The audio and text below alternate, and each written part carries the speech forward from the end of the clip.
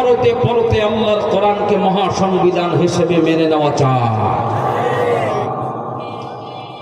এজন্য বলি সব সমস্যার সমাধান দিতে পারে সমাধান চাও যদি জীবনে মরণে ফিরে যাও খুঁজে নাও চোখ রাখো কোরআনে।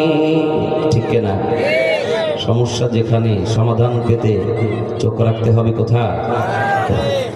সমাধান চাও যদি জীবনে মরণে ফিরে যাও খুঁজে নাও চোখ রাখো কোরআনে।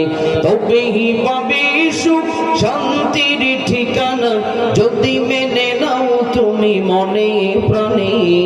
সমাধান সমাধান চাও যদি জীবনে মরণে ফিরে যাও খুঁজে নাও চোখ রাখো কোরআনে।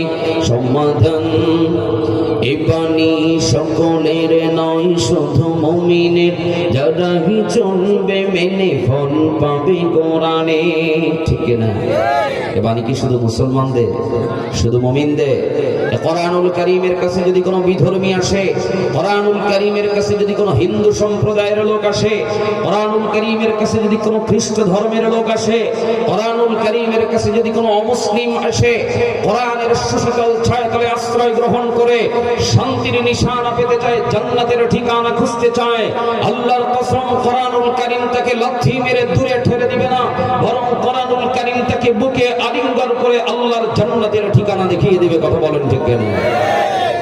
এ বাণী সকলের নয় শুধু মুমিনের, যারাই চলবে মেনে ফল পাবে কোরআনের।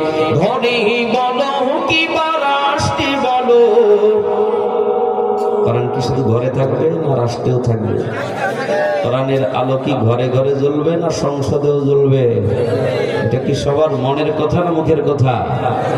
ঘরে বলো কি বা রাষ্ট্রে বলো, ঘরে বলো কি বা রাষ্ট্রে বলো, অশান্তি দূর করে শান্তি আনে। সমাধান সমাধান চাও যদি জীবনে মরণে ফিরে যাও খুঁজে নাও চোখ রাখো কোরআনে। সমাধান চাও যদি জীবনে মরণে ফিরে যাও খুঁজে নাও চোখ রাখো কোরআনে। চোখ রাখতে হবে কোথায়? চলুন সে মহাগ্রন্থ আল কোরআনুল কারীম থেকে আলোচনা শুরু করছি। আল্লাহ যেন আজকের মাহফিলকে কবুল করে নিন, পড়েন আল্লাহুম্মা আমিন। আল্লাহ এমন কিছু কথা বের করে দিন যে কথাগুলো আমাদের উভয় জগতে আমলের জন্য অতীব জরুরি, বলেন আল্লাহুম্মা আমিন।